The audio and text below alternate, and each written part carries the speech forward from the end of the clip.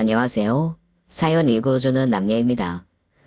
오늘도 와주셔서 감사드리며 오늘의 사연 시작하겠습니다. 안녕하세요. 저는 남편과 이혼하고 혼자 살아가고 있는 40대 싱글녀입니다. 전 어려서부터 엄마에게 팔자가 세다는 얘기를 자주 듣고 자랐는데요. 제 사주팔자가 남편 복, 자식 복도 없고 험난한 인생길을 모든 혼자서 헤쳐나가야 하는 아주 힘들고 피곤한 팔자라고 동네 점쟁이 할머니가 그랬다는 거예요. 그 때문인지 엄마는 늘 어린 저에게 어디 가서 나대지 말고 있는 듯 없는 듯 조용히 있으라고 신신당부를 하셨어요. 절대 튀는 행동하지 말고 조신하게 얌전히 있는 듯 없는 듯 있어. 항상 몸다짐 조심하고 특히 남자 조심해야 된다. 뭐, 웬 남자 조심? 말도 안 돼. 너는 남자 복이 없어서 제대로 된 남자 대신에 어디서 이상한 놈들만 꼬일 거라더라. 그러니까 네 멋대로 연애할 생각은 아예 꿈도 꾸지 마. 알겠니? 멋진 남자가 나타날지 이상한 놈이 꼬일지 엄마가 그걸 어떻게 알아?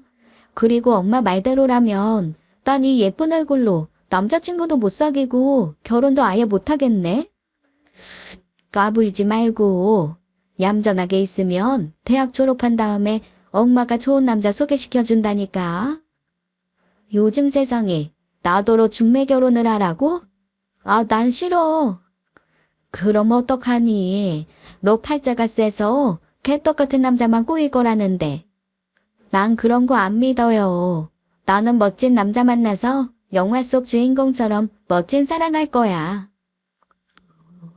이렇듯 저는 어린 시절부터 영화처럼 멋진 사랑을 꿈꿔왔는데요. 제가 대학을 들어가던 해에 드디어 저에게도 이상형의 남자가 운명처럼 나타났습니다. 그 남자가 바로 저와 결혼을 했던 제 전 남편이었죠.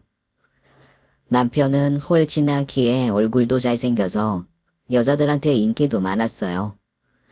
남자복 없다던 제가 이렇게 멋진 남자랑 사귀게 되다니 그놈의 사주팔자 완전 엉터리구나 생각했죠.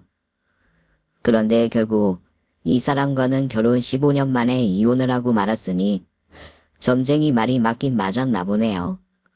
아무튼 처음 만났던 그때는 눈에 완전히 콩깍지가 씌어서 제 눈에는 남편만 보이고 제 머릿속은 온통 남편 생각으로 꽉 차 있을 정도로 남편에게 푹 빠졌더랬죠. 남편은 저보다 3살이 많은 같은 대학의 선배였는데 성격도 서글서글하고 어른들에게 예의도 무척 발라서 연애라면 무조건 반대하던 엄마의 마음까지 단번에 돌려놓을 정도였어요. 엄마, 어때? 오빠 너무 괜찮지 않아? 어른한테 깍듯하고 내사에 반듯한 게 괜찮긴 하네. 엄마, 이래도 내가 남자복이 없어? 어? 엄마 말 믿었다가 하나뿐인 딸내미 처녀 귀신 될 뻔했잖아. 그래, 미안하다 미안해. 그 점쟁이 노인네 완전 사이비였나 보네. 이렇게 훤칠한 사위를 보게 생겼는데 남자복이 없다는 게 말이 되니? 그치? 엄마와 저의 바람대로 남편은 대학을 졸업한 후 이름만 대면 모두 알만한 좋은 직장에 취직을 하더니 곧바로 저에게 청혼을 하더군요. 돌아보면 그때가 제 인생에서 가장 행복한 순간이 아니었나 싶어요. 좋은 직장에 다니는 능력 있는 남편이 생기게 되다니 행복으로 가는 탄탄대로를 확실하게 보장받은 기분이었어요. 그러나 그때의 행복감은 오래가지 못했습니다. 저와 남편의 결혼을 반대하고 나선 사람이 있었거든요. 그 사람은 바로 남편의 어머니, 즉 예비 시어머니였죠. 남편의 부모님께 인사를 드리러 가기 며칠 전의 일이었는데요. 남편이 뜬금없이 제가 태어난 시를 묻더라고요.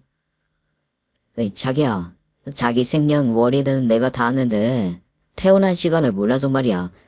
우리 자기 몇 시에 태어났어? 불길한 생각이 머릿속을 스치더군요. 생년월일 시를 물어본다는 건 역시 사주팔자 관련된 뭔가를 하려는 것일 테니까요. 결혼을 앞두고 있으니 아마도 궁합을 보시려는 거구나 짐작은 했습니다만 최대한 아무렇지 않게 태어난 척 남편에게 물었죠. 태어난 시간? 그건 알아서 뭐 하려고? 뭐 궁합 같은 거 보시려는 거겠지. 옛날 어른들 자식들 결혼시키기 전에 그런 거 한 번씩은 다 해보잖아. 별거 아니야.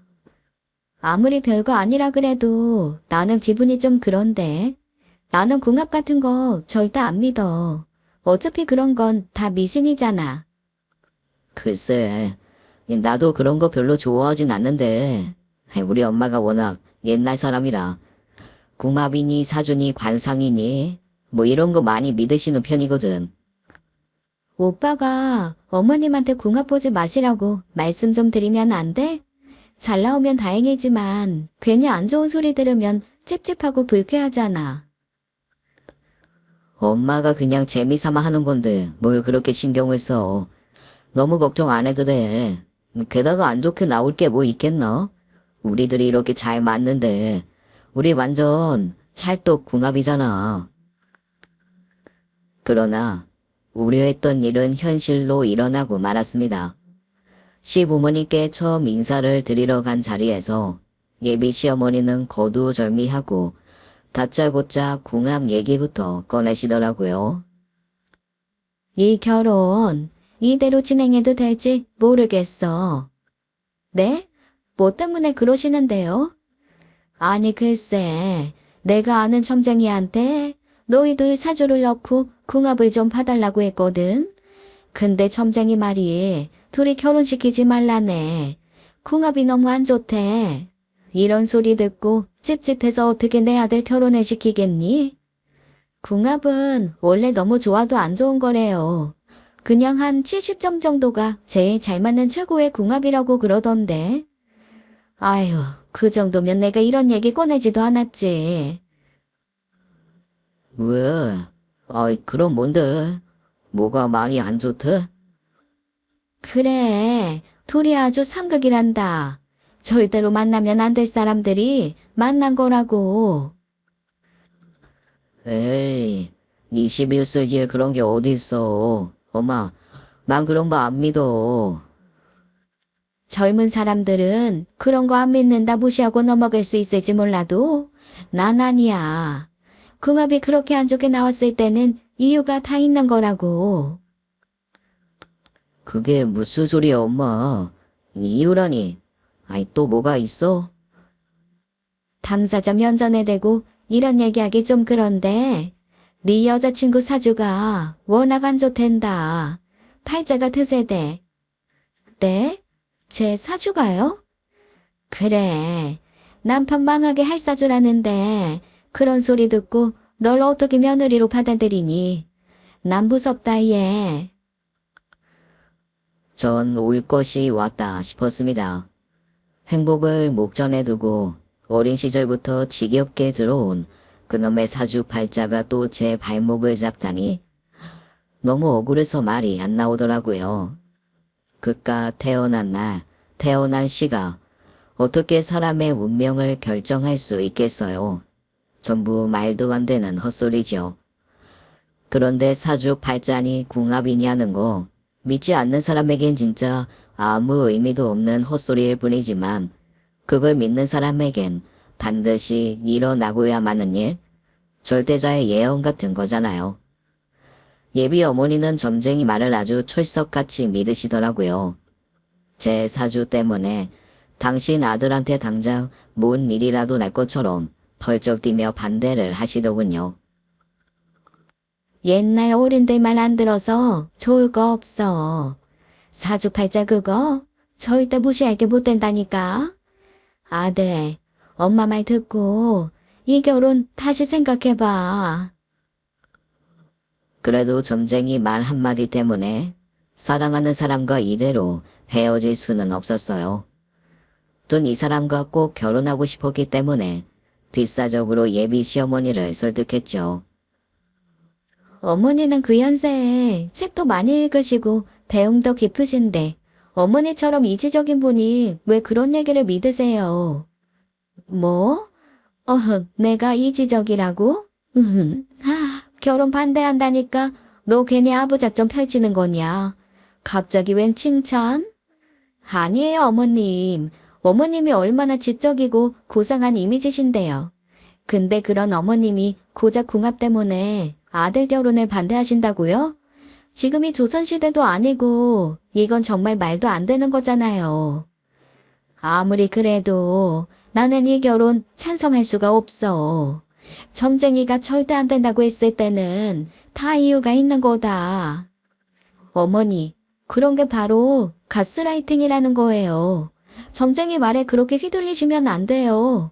특히나 어머니같이 똑똑하고 판단력 좋으신 분이 아무 근거도 없이 그런 말을 쉽게 믿으시면 안 되죠. 그래, 엄마. 아이, 그거 다 장사 속이야. 점쟁이가 우리에 대해서 뭘 안다고 그런 소리를 떠들겠어. 소영이는 내가 제일 잘 알아. 진짜 착하고 바르고 나를 발전시켜줄 좋은 아내감이야, 엄마. 우리 아들 잘 살게 아들 말을 믿어야지. 무슨 점쟁이 말을 믿어. 맞아요, 어머니. 저는 교회 다녀서 그런 점쟁이 말은 절대 안 믿거든요. 어머님이 정 걱정되시면 제가 교회에서 더 열심히 기도할게요. 오빠 지켜주시고 우리 가정 잘 되게 해달라고요. 아유, 그래도 영 찝찝한데. 엄마 아들은 우리 소영이 아니면 장가 안 갈 거야. 소영이는 내가 세상에서 엄마 다음으로 사랑하는 여자란 말이야. 그러니까 허락해줘요. 어? 그 후로도 계속 남편이 시어머니를 끈질기게 설득한 끝에 우리 둘은 무사히 결혼에 꼴이 날 수 있었습니다. 에이, 소영아, 결혼 허락받느라 마음고생 많았지. 오빠가 살면서 두고두고 보상해줄게.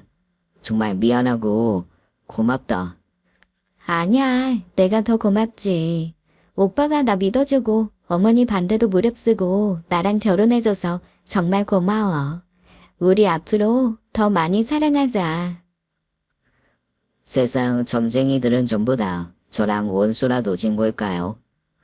어린 시절 저보고 팔자가 세다고 했던 동네 할머니부터 예비 시어머니 단골 점쟁이까지요. 저는 점쟁이의 말이 틀렸다는 걸 증명하기 위해서라도 정말 잘 살고 싶었습니다. 그래서 정말 최선을 다해서 열심히 살았어요. 신혼 초에는 이보다 더 완벽한 결혼 생활은 없을 것 같다 싶을 정도로 많이 행복했죠. 여보, 나 퇴근했어. 뭐야? 우리 자기 왜 이렇게 빨리 왔어? 우리 마누라 보고 싶어서 끝나자마자 바로 달려왔지. 하루 종일 나 보고 싶었어? 그럼 회사고 뭐고 다 때려치우고 집으로 달려오고 싶은 거 겨우 참았다니까. 아이, 뭐야. 정말 달달하다 못해 꿀이 뚝뚝 흘러 넘칠 정도로 깨가 쏟아지는 신혼이었죠. 그런데 멀지 않아 결혼이라는 성 위에 견고하게 쌓아 올린 행복의 탑에 조금씩 균열이 생기기 시작하더군요. 문제의 시작은 남편이 회사를 그만두면서부터였어요. 여보, 나 오늘 회사 그만뒀다. 당연히 저는 안 믿었죠. 아하하, 왜? 나 보고 싶어서 집에만 있으려고? 농담 아니야. 나 진짜로 회사 관뒀다니까. 정말 농담인 줄 알았어요. 한 가정의 가장이 잘 다니던 멀쩡한 회사를 아내와 한마디 상의 없이 그만둔다는 게 말이 되나요? 저는 장난꾸러기 남편이 또 장난을 치는 건가 보다 생각했는데요. 이번에는 진짜 장난이 아니더라고요. 정말로 퇴사를 해버린 겁니다. 제가 완전히 잘못 짚었던 거죠. 아니, 농담 아니고 진짜 사표를 냈다고. 대체 왜? 그 좋은 회사를 왜 관둬? 앞으로 어떻게 살려고? 월급쟁이에서 언제 돈 모으고 언제 아기 낳아 키울래? 월급 갚고는 답이 없어. 요즘은 자영업이 대세라니까. 그리고 나도 더 늦기 전에 사장님 소리 한번 들어봐야지. 요즘 망하는 자영업자가 얼마나 많은데. 경험도 없는 사람이 무슨 장사를 해? 난 반대야. 너는 시작도 하기 전에 남편 길을 그렇게 죽이고 싶냐? 이러니 무슨 일이 잘 되겠어. 길을 죽이는 게 아니라 오빠 걱정돼서 그런 거잖아. 장사 아무나 하는 거 아니야. 너는 나만 믿고 아무 걱정하지 마. 내가 전부 다 알아서 할 테니까. 그러더니 남편은 정말로 시어머니께 사업 자금까지 빌려서 가게를 차리더군요. 처음 시작한 건 카페였어요. 요즘 사람들 커피는 워낙 많이 마시니까 당연히 잘 될 줄 알았습니다. 근데 근처 카페들은 빈자리가 없을 정도로 손님이 꽉꽉 들어차는 데 반해 이상하게도 저희 카페에는 손님 한 명 없이 파리만 날리는 겁니다. 결국 1년을 못 버티고 카페의 문을 닫은 남편의 두 번째 사업 아이템은 치킨집이었습니다. 치킨은 진짜 대박 아이템이야. 우리나라 사람 치고 치킨 싫어하는 사람들 없잖아. 이건 망할 수가 없다니까. 남편은 큰 소리 뻥뻥 쳤지만 우리가 치킨집을 오픈하자마자 조류 독감이 터지더니 닭고기 값이 급등하면서 치킨집 운영이 어려워지더군요. 게다가 설상가상으로 우리 집 치킨에서 이물질이 나왔다는 신고가 들어오면서 그나마 있던 몇몇 단골들도 모두 떨어져 나가고 치킨집 역시 더 이상 운영이 어려운 지경에 이르렀죠. 여보, 이제 사업 그만해. 내가 말했잖아. 장사 아무나 하는 거 아니라고. 남자가 칼을 뽑았으면 무라도 잘라야지. 그렇게 쉽게 포기하면 되겠냐? 나 될 때까지 해볼 거야. 제발 고집 좀 그만 부려. 지금 우리 상태가 어떤지 알아? 다음 달 생활비도 없다고. 아무리 봐도 오빠는 장사 체질이 아닌 것 같아. 그만큼 했으면 됐잖아. 인생은 3세번 아니냐. 이번 아이템은 꼭 대박 칠 것 같아. 나 한 번만 믿어줘. 응? 또 뭘 하려고? 반찬 가게. 뭐? 반찬은 누가 만드는데? 뭐 엄마한테 좀 도와달라고 해야지. 요즘 여자들 음식하는 거 워낙 싫어해서 반찬 가게는 절대 안 망한다고 하더라. 남편의 성화에 시어머니까지 팔을 걷어붙이고 나서서 물심양면으로 가게 일을 도왔지만 남편의 세 번째 사업 역시 실패로 끝나고 말았습니다. 연속 3번을 실패하고 나니까 시어머니마저 더 이상은 남편을 밀어주지 못하고 손절하시더군요. 밑 빠진 독에 물 붓는 것 같다나요? 뭐라나요? 이제 우리 어떡해. 뒷만 잔뜩 졌어. 시끄러워. 내가 누구 때문에 이렇게 됐는데. 그게 무슨 말이야. 오빠 장사 다 망한 게 나 때문이라는 말이야. 남편을 믿어주지 못하고 사사건건 안 된다 안 된다. 이 빵정 떨어대니 무슨 일이 잘 되겠냐? 재수가 없으려니 원. 뭐라고? 재수가 없어? 지금 말 다 했어? 너 재수 없는 거 맞잖아. 너 사주가 남자 망하게 하는 사주라며. 아이씨, 그때 엄마 말 들었어야 했어. 이래서 부모님이 반대하는 결혼은 하는 게 아닌데. 삼진 아웃도 아니고 연속 3번에 걸친 사업 실패로 빚더미에 앉은 남편은 사업 실패의 원인을 모두 저에게로 돌리더군요. 저를 원망하기 시작했어요. 그래서 저는 이대로 주저앉아 있을 수만은 없었습니다. 저는 시리에 빠진 남편의 마음부터 다독였죠. 오빠, 우리 결혼 전에 생각해봐. 어머님이 나 사주팔자가 안 좋다고 결혼 반대하실 때 오빠 뭐라고 했어? 오빠는 그런 거 안 믿는다고 했잖아.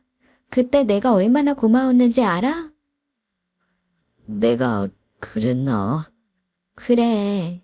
그래서 그때 내가 결심했다고. 내 편 들어주는 이 남자랑 끝까지 가자.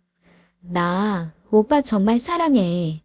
지금 사업도 잘 안 되고 오빠가 너무 힘들어서 원망할 대상이 필요한 것 같은데 우리 서로 상처 주고 원망하고 그러지 말자.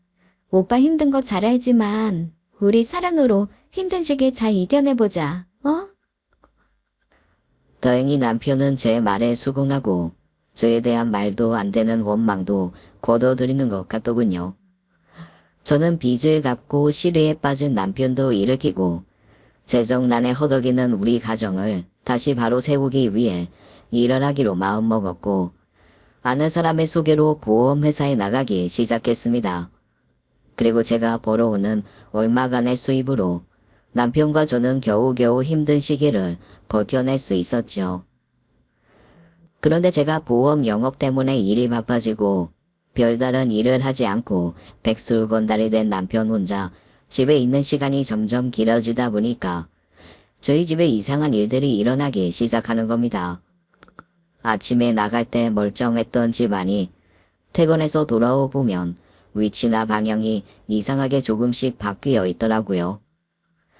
예를 들어 침대 머리 방향이나 식탁의 위치가 바뀌어 있다거나 커튼이 뜯어져 있던 적도 있었고 본 적 없던 거울이 갑자기 달려있던 적도 있었습니다. 오빠, 이 거울 뭐야? 오빠가 여기 달아놨어?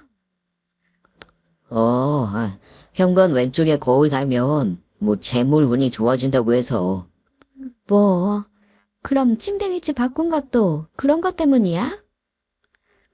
머리를 창문 쪽으로 두고 자야 돈이 들어온다네. 그럼 커튼은 왜? 창문에 두꺼운 커튼을 쳐놓으면 돈줄이 막힌대. 뭐야, 나 출근한 동안 집에서 통수지리 공부라도 한 거야? 워낙 되는 일이 없으니까 뭐라도 좀 바꿔보려고 발악하는 거지 뭐. 오빠 심정은 알겠는데 너무 조급하게 생각하지 마. 침대 머리 바꾸고 커튼 뜯어낸다고 돈 들어오는 거 아니라는 거 오빠도 잘 알잖아.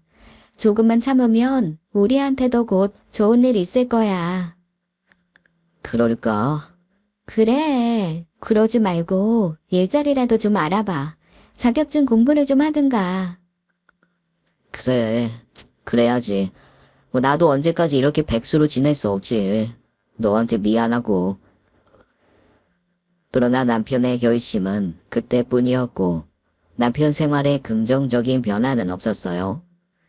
오히려 날이 갈수록 점점 더 미신에 집착하고 매달리는 것 같더라고요.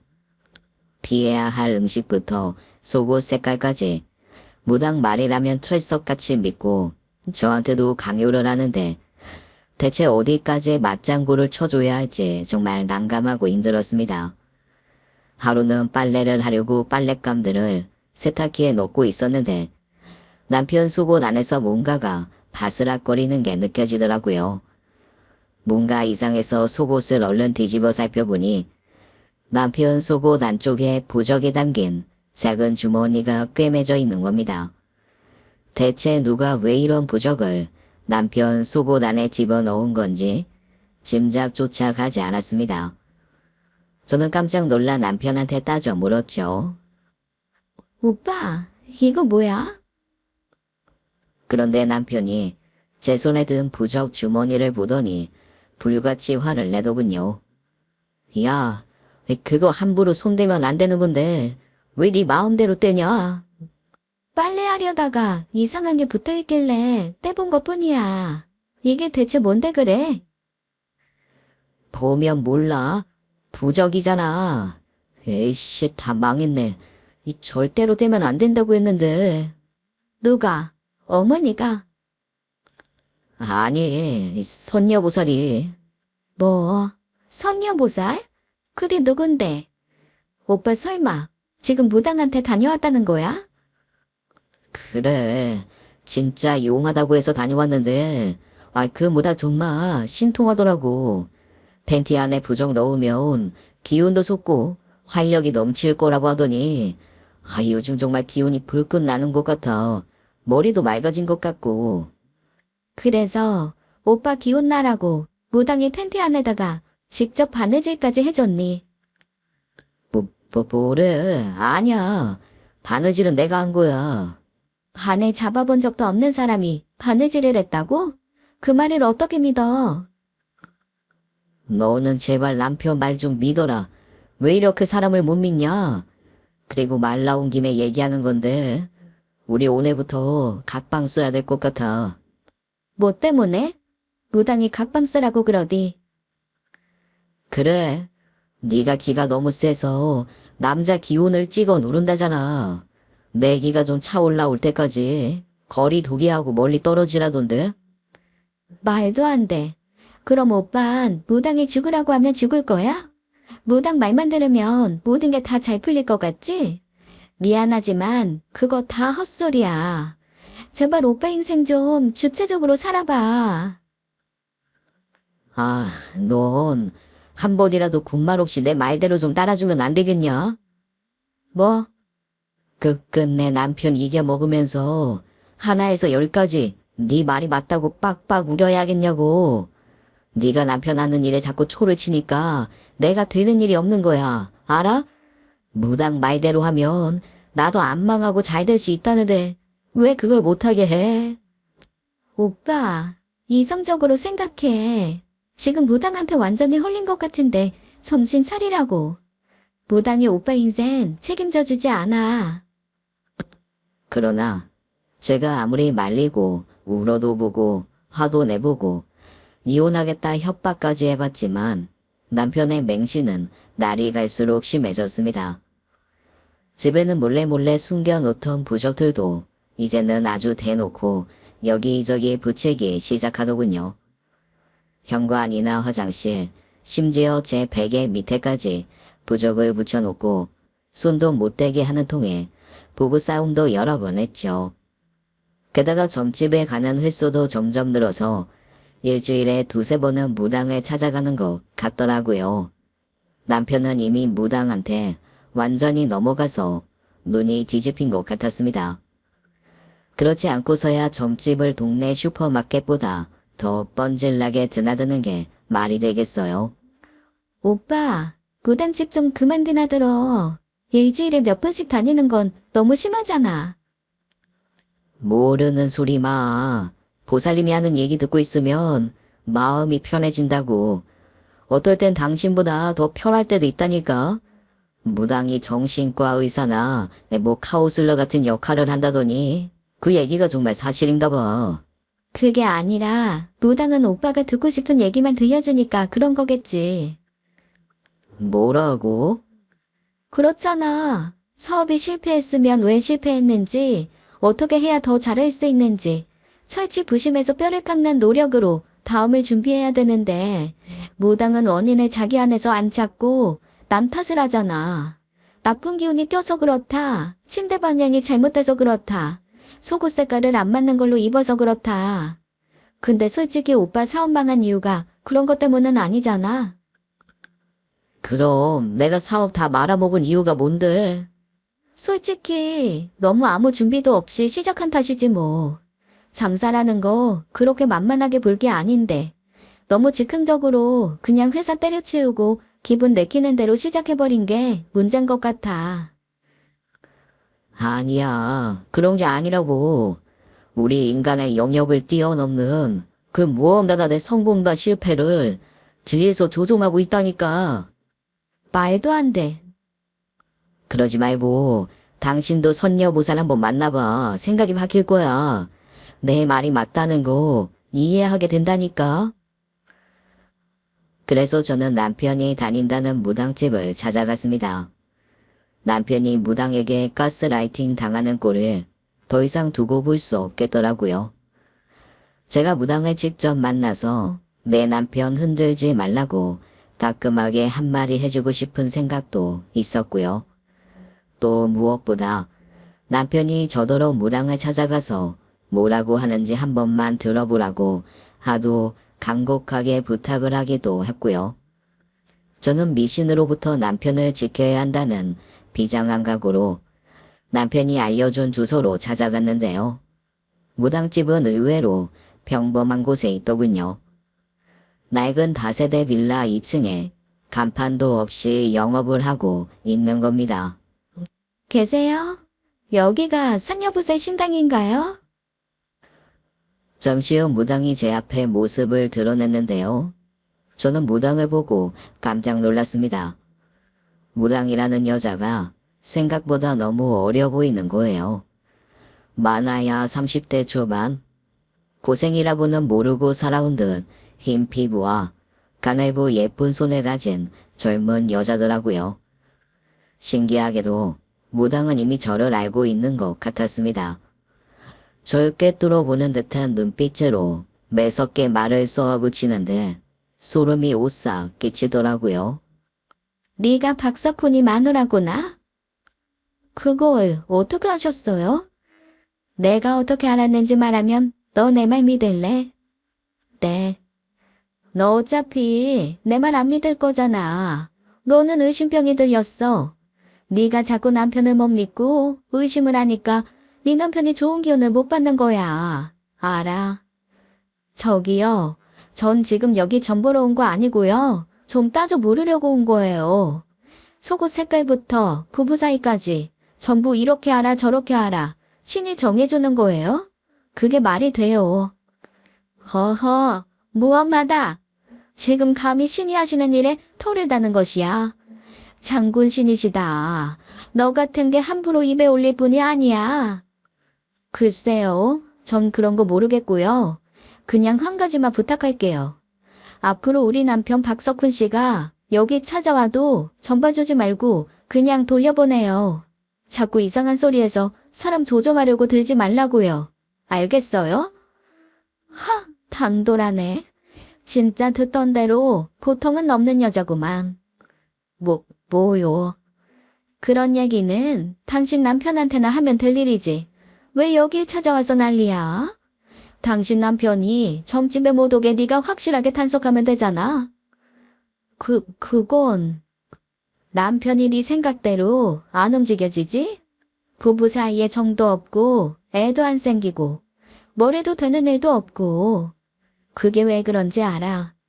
너한테 몽달 귀신이 붙어서 그래. 뭐라고요? 몽달 귀신? 그게 뭔데요? 장가 못 가고 한 맺혀 죽은 총각 귀신 말이야. 그게 너한테 딱 붙어 있어서 네 남편이 하는 일마다 방해를 받는 거라고. 그러니 무슨 일이 잘 되겠어? 그럼 어떻게 해야 돼요? 그 몽달 귀신 원한이 너무 깊어서 나도 어떻게 못해. 네 남편 살리고 싶으면 네가 떨어져 나가는 수밖에 없다. 뭐래? 그럼 지금 이혼이라도 하라 이 말이에요. 너는 애초에 결혼하지 말고 혼자 살아야 될 팔자야. 그 어떤 남자하고도 상극이라고. 몽달 귀신이 너 근처에 오는 남자는 가만두지를 않는다니까. 나더러 지금 그걸 믿으라고요? 너 그렇게 끝까지 버티면 결국 네 남편 죽어. 그러니까 이 남자 살리고 싶으면 얼른 이혼해. 그리고 앞으로도 절대 결혼하지 말고 그냥 혼자 살아. 남자들 신세 그만 망치고. 이봐요, 보살님. 나 교회 다니는 여자야. 나는 이런 얘기 절대 안 믿는다고요. 그러니까 허튼 소리 그만하시고 내 남편한테도 쓸데없는 얘기 짓거리지 마. 알겠어? 무당의 기세에 놀릴 수 없어서 일부러 큰 소리 뻥뻥 치고 센 척했지만 무당집을 나오는데 다리가 후들후들 떨리고 식은땀까지 나더군요. 저한테 떼어내지도 못할 강력한 몽달 귀신이 붙었다니 정말 남편 장사가 전부 망했던 이유가 나 때문인가 싶기도 하고 마음이 복잡하고 괴로웠습니다. 그런데 제가 무당집을 다녀온 뒤로 남편의 태도가 180도 달라져 버렸어요. 남편이 저한테 더욱더 거리를 두고 차갑게 대하는 겁니다. 손녀 보살한테 무슨 소리를 들은 건지 입을 꼭 닫고 대화를 거부하는 남편 때문에 속이 상한 저는 남편이 왜 그러는지 이유라도 알고 싶어서 지푸라기 잡는 심정으로 남편의 겉옷 주머니를 뒤지기 시작했는데요. 그 안에서 놀라운 걸 찾아내고 말았습니다. 오빠, 일어나봐. 아, 왜 깨워? 이거 뭐야? 이 영수증들 다 뭐냐고. 뭔데 아침서부터 자는 사람 깨우고 난리야. 이거 봐. 선 밥 먹고 술 먹고 놀러 다닌 영수증들이잖아. 아주 전국팔도 안 다닌 데가 없네. 누구랑 이렇게 놀러를 다녔어. 나 출근한 사이에 대체 뭔 짓을 하고 돌아다니는 거야. 아, 그럼 사업도 다 망하고 할 일도 없는데 집에 우두커니 뭐 하고 있냐? 먹고 싶은 것도 있고 속도 답답하니까 바람나 좀 쐬러 다닌 거지. 지금 당신 사업하다 망해서 생긴 빚 때문에 한 달 이자만 얼만지 알아? 내가 보험 하나 팔려고 전화를 수십 통 수백 통 돌리고 이 사람 저 사람 만나달라고 발에 불나도록 쫓아다니는데 오빠는 한가하게 밥이나 먹으러 다닌다고. 정말 너무하는 거 아니야. 야, 난 그럼 밥도 못 먹냐? 누가 지금 밥 먹는 거 가지고 그래? 이 음식점 영수증들 좀 봐. 전부 유명한 맛집들 뿐이잖아. 게다가 딱 둘이서 먹은 금액이네. 누구랑 다닌 거야? 누구긴 누구야. 아, 내 친구 동식이 몰라? 동식 오빠? 그럼 남자 둘이서 이렇게 밥 먹고 돌아다녔다는 말이야? 나보고 그 말을 믿으라고? 내가 거짓말을 왜 해? 아, 진짜 동식이랑 먹었다니까. 오빠, 바람났구나. 뭐? 뭐 봐라? 야, 너 사사건건 남편 무시하더니 이제 날 바람이나 피는 나쁜 놈으로 만드냐? 누가 봐도 수상하잖아. 의심하는 거 당연한 거 아니야? 하, 이러니까 점쟁이가 너랑 상극이라고 하지. 남자 마음 편하게 해줄 생각은 안 하고 그렇게 잔소리만 해대니 도대체 어떤 남자랑 궁합이 맞겠냐 네가? 뭐야? 선녀보살이 오빠한테도 그 얘기를 해? 오빠랑 나랑 상극이라고? 이 여자 진짜 안 되겠네. 내가 헛소리 하지 말라고 그렇게 경고를 알렸는데. 선녀 보살이 무슨 잘못이라고 보살님 욕을 해. 일이 이렇게 된 건 전부 너 때문인 거 몰라? 뭐, 나 때문이라고. 그래. 너랑 나랑 같이 살면 나 되는 일 하나 없이 평생 이 모양 이 꼴로 쫄딱 망할 거래. 게다가 너가 남자 잡아먹을 팔자라서 나 50도 되기 전에 단명할 거라네. 이런데도 내가 너랑 계속 살아야 되냐? 오빠는 진짜 그 무당 말을 믿어? 믿어. 결혼 전에 엄마가 둘이 궁합 안 좋다고 할 때 그때 엄마 말 듣고 간도 써야 됐는데 너무 후회가 된다. 정신 차려.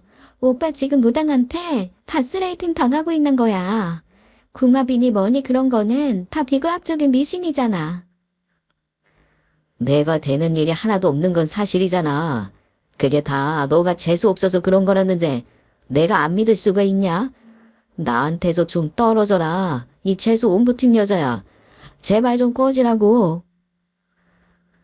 남편은 저에게 입에 담기도 힘든 모진 말들을 쏟아내고는 결국 집을 나가버렸습니다. 바람 얘기에 펄쩍 뛰며 억울해하는 걸 보니 외도를 한 것은 아닌 듯한데 괜히 생사람을 잡았나 후회도 되더라고요. 그렇지만 무당 말만 믿고 저한테 재수 온 붙었다는 막말까지 해대는 남편을 쉽게 용서할 수는 없었습니다. 게다가 돈 한 푼 못 벌어오는 백수 건달 주제에 부인이 고생해서 어렵게 벌어오는 돈으로 유유자적 놀러 다닌 건 사실이니까 너무 얄밉고 화가 나더군요. 아니 지금 자기가 친구랑 맛집 투어나 다닐 땐가요? 그래도 입장 바꿔놓고 생각해보면 3번이나 사업에 실패하고 본인도 많이 힘들었을 텐데 친구랑 밥 몇 번 먹은 거 가지고 내가 너무 사람을 몰아세웠나 싶어서 은근슬쩍 미안한 마음도 생기더라고요. 저는 남편에게 전화를 했습니다. 오빠, 어디야? 왜? 아이 또 무슨 잔소리를 하려고. 잔소리는 그런 거 아니야. 오빠 걱정돼서 전화한 거야. 내가 미안해, 오빠. 집에 들어와. 아 됐어. 이제 와서 사과가 다 무슨 소용이야. 아이, 조만간 이혼서류 보낼 테니까 갈라서 올 준비나 해. 오빠, 이혼만은 제발 다시 한번 생각해줘. 앞으로 내가 더 잘할게, 어? 내가 너 재수 온 붙었다고 했냐 안 했냐. 너랑 같이 살면 나는 영원히 이 꼬라지로 살아야 된다고. 나도 사람처럼 살아보게. 제발 나 좀 놔줘라. 어? 저한테 싸한 촉이 온 건 바로 그때였습니다. 남편의 전화기 너머로 어디서 들어본 듯한 목소리가 희미하게 들린 겁니다. 뭐야, 오빠? 옆에 누구 있어? 또 뭔 소리야? 또 무슨 트집을 잡으려고? 너 그 의심병 아직도 못 고쳤냐? 아니야, 분명히 옆에서 어떤 여자 말소리가 들렸는데. 여자는 뭔 여자? 괜히 트집 잡아서 이혼할 때 조금이라도 유리하게 하려는 수작인가 본데 안 통해. 암튼 나 바쁘니까 전화하지 마. 잘 해보려 했던 남편과의 통화는 이렇게 안 좋게 끝나버리고 말았습니다. 남편은 버럭 화를 내며 전화를 끊어버렸죠. 전 속상하기도 했지만 그 와중에 뭔가 찜찜한 느낌을 지울 수가 없었어요.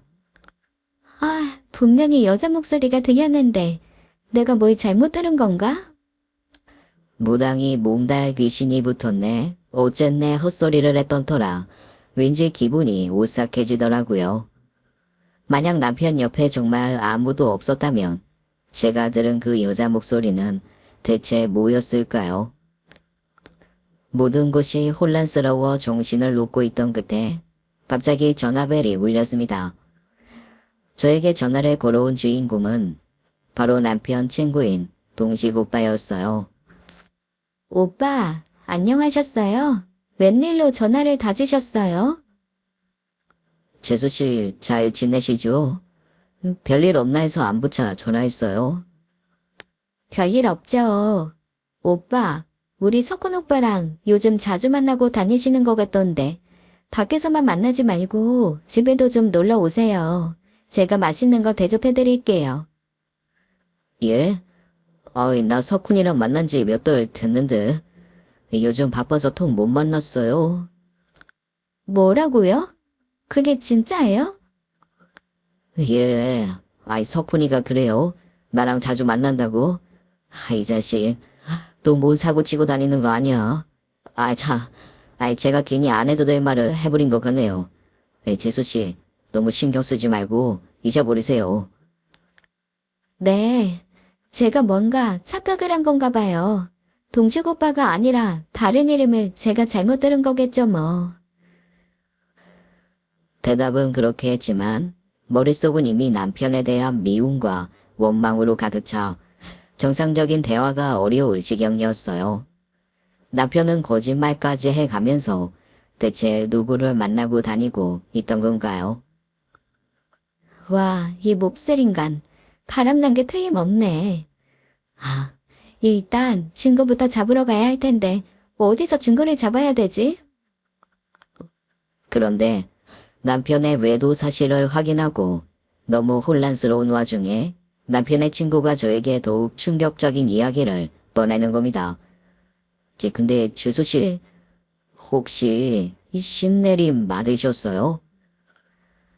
저는 커다란 망치로 머리를 세게 맞은 듯 멍한 충격에 한동안 말을 잇지 못하다가 겨우 정신을 차리고 남편 친구에게 자초지종을 물었습니다. 네, 갑자기 그게 무슨 소리예요? 제가 신내림을 왜 받아요?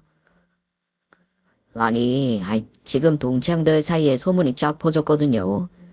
석훈이 와이프가 신내림 받고 젊지 못 푼했다고. 아니요, 아니요. 신내림 같은 거 전 절대 안 받았어요. 대체 그런 소문이 왜 퍼진 거예요? 석훈이가 동창들한테 전화를 쫙 돌렸더라고요.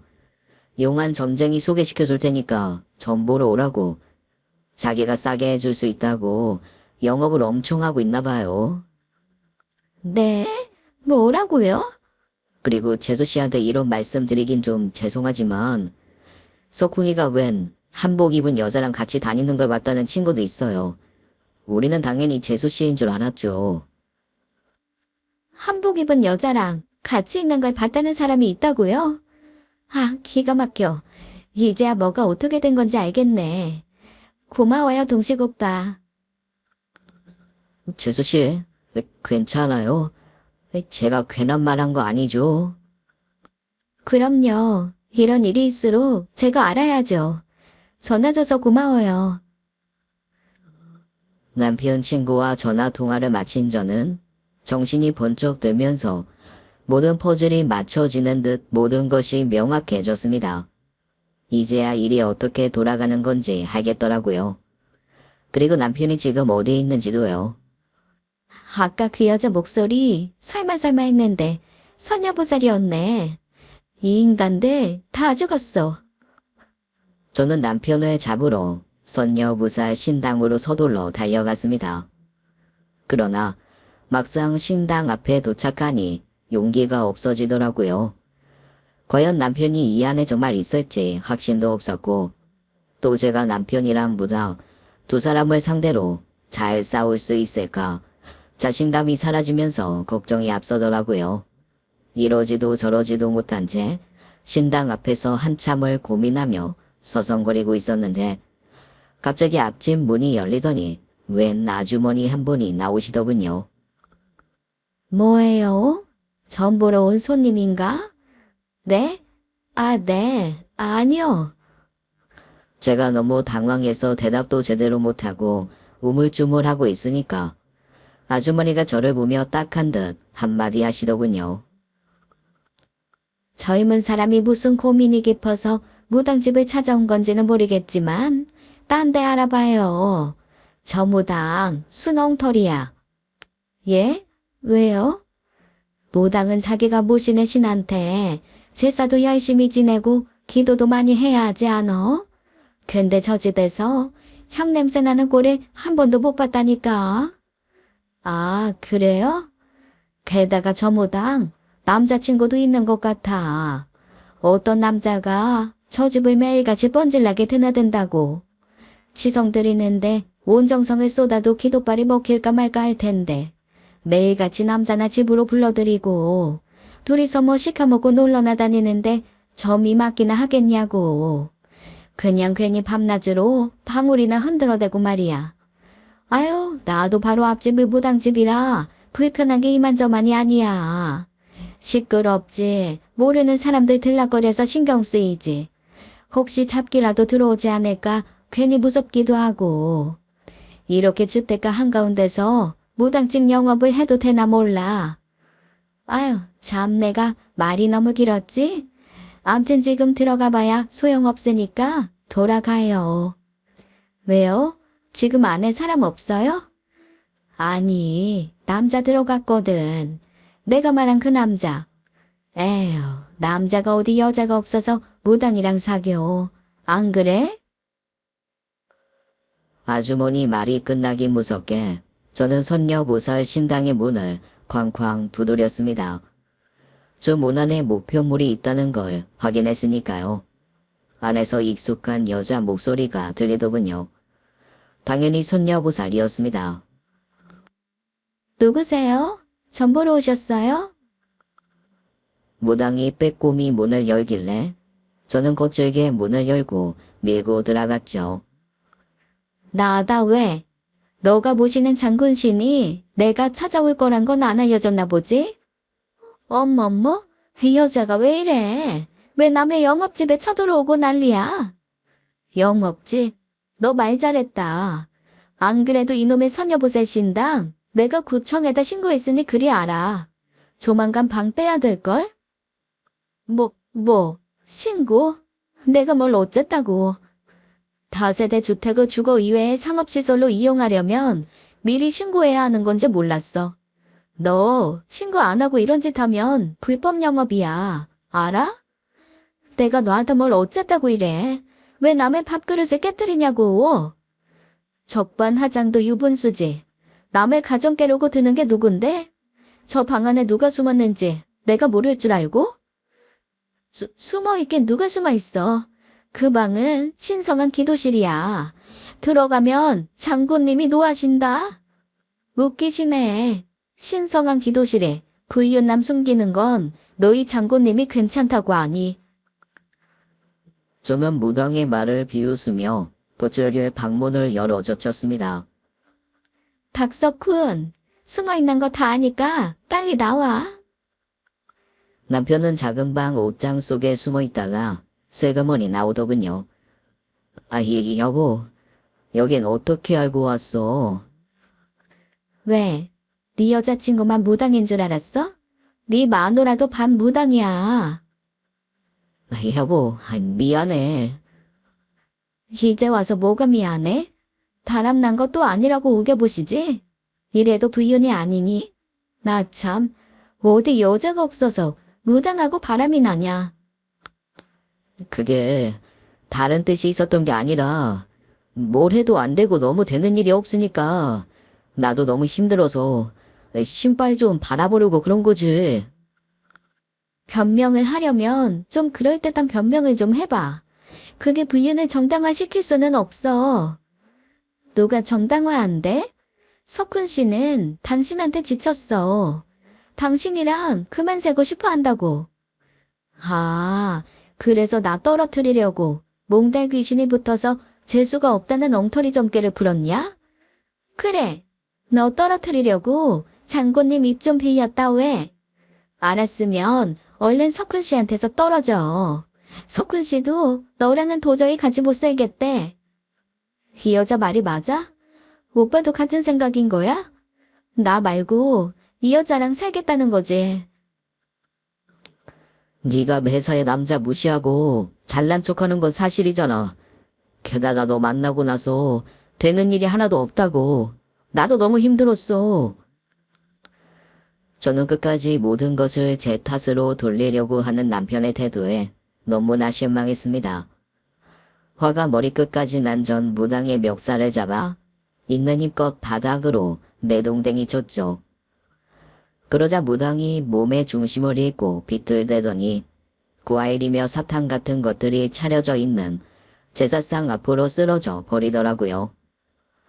열받아서 눈 돌아간 무당이 바닥에 떨어진 음식들을 저에게 마구 던지며 악다구니를 해대기 시작했습니다. 네가 이러고도 무사할 줄 아느냐? 감히 장군님 상을 엎어? 천벌을 받을 것이야. 천하의 나쁜 것. 이봐야 보살님, 말은 똑바로 해야지. 내가 엎은 거 아니고 당신이 엎은 거잖아. 그리고 엉터리 점사 남발하면서 장군님 이름 그렇게 팔고 다녀도 괜찮아? 천벌은 네가 받을 것 같은데? 뭐야? 그렇잖아. 신의 뜻을 그대로 전해야 하는 무당이라는 사람이 자기들한테 유리하도록 엉터리로 사람 운명이나 조작하고 혹세 몸이 나고 말이야.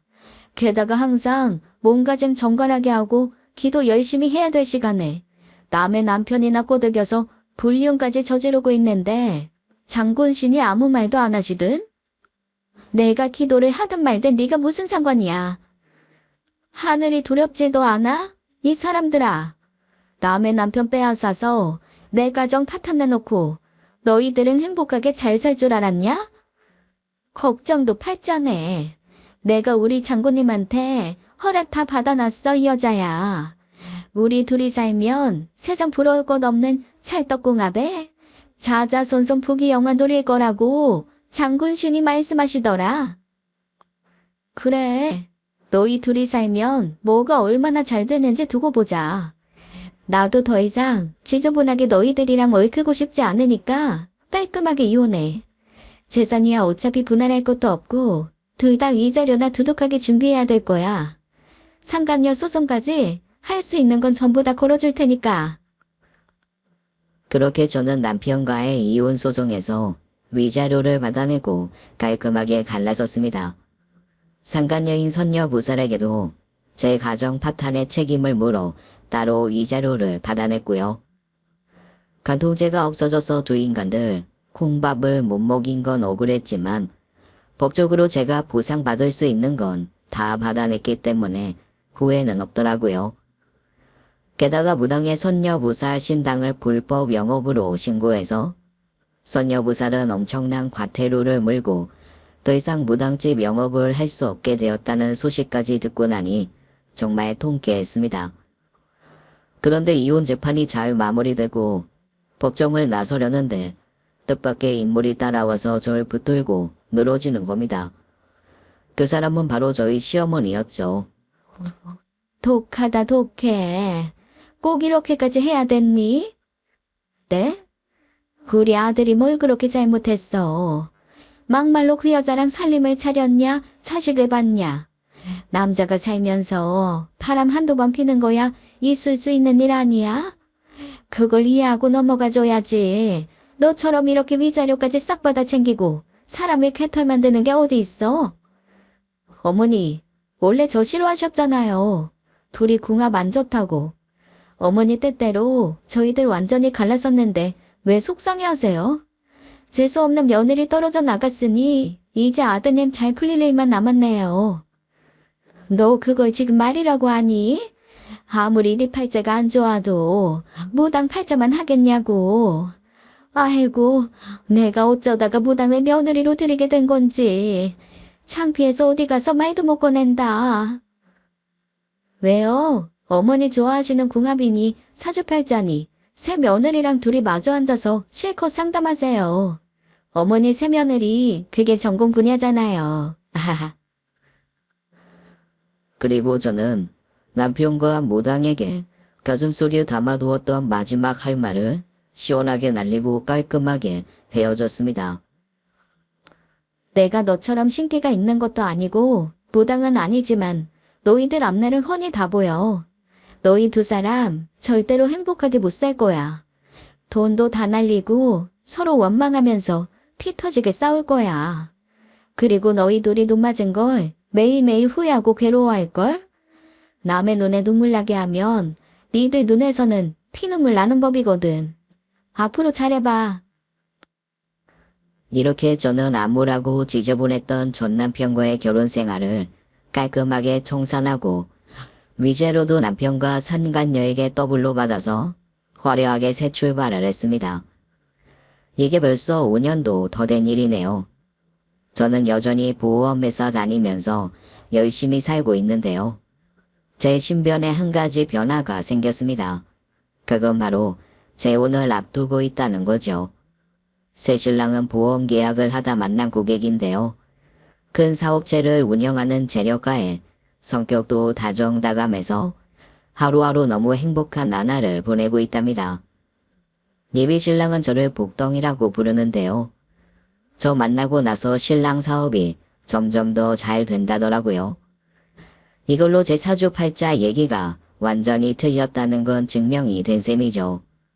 팔자가 세고 남자복 없다던 친정엄마 말씀부터 무달 귀신이 붙어서 옆에 오는 남자들한테 해를 끼친다던 무당 얘기까지 말이에요. 역시 미신은 미신일 뿐 정말 믿을 게 못 되는 전혀 근거 없는 얘기 같아요. 저는 앞으로도 사주팔자니 궁합이니 그런 것 대신 제 운명은 제가 개척하면서 열심히 살아가려고 합니다. 열심히 바르게 살다 보면 좋은 일이 점점 더 많이 생기겠죠. 그리고 마지막으로 전 남편과 상간녀는 어떻게 됐을까 많이 궁금하실 텐데요. 알고 보니 선녀보살은 신내림을 제대로 받은 정식 무당도 아니었습니다. 그냥 어디서 어깨 너머로 본 거로 흉내나 내는 사입이었어요. 어쩐지 점사로 장난질이나 치는 것이 프로의식이 전혀 없다 싶더라고요.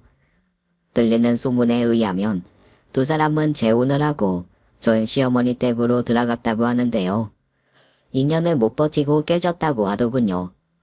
아마 신의 이름으로 남의 마음에 대못을 박은 벌을 받은 게 아닌가 싶어요. 그 이후의 소식은 저도 모릅니다. 인생이라는 우여곡절의 굽이굽이 이런저런 일들이 앞으로도 많겠지만 저는 제 자신의 의지대로 저만의 행복을 향해 열심히 달려갈 겁니다. 여러분도 험난했던 제 인생 앞으로 꽃길만 가득하기를 응원해주세요. 감사합니다. 지금까지 사연 읽어주는 남녀였습니다. 끝까지 함께 해주신 여러분 감사드리며 저희는 다음 사연으로 돌아올게요. 감사합니다.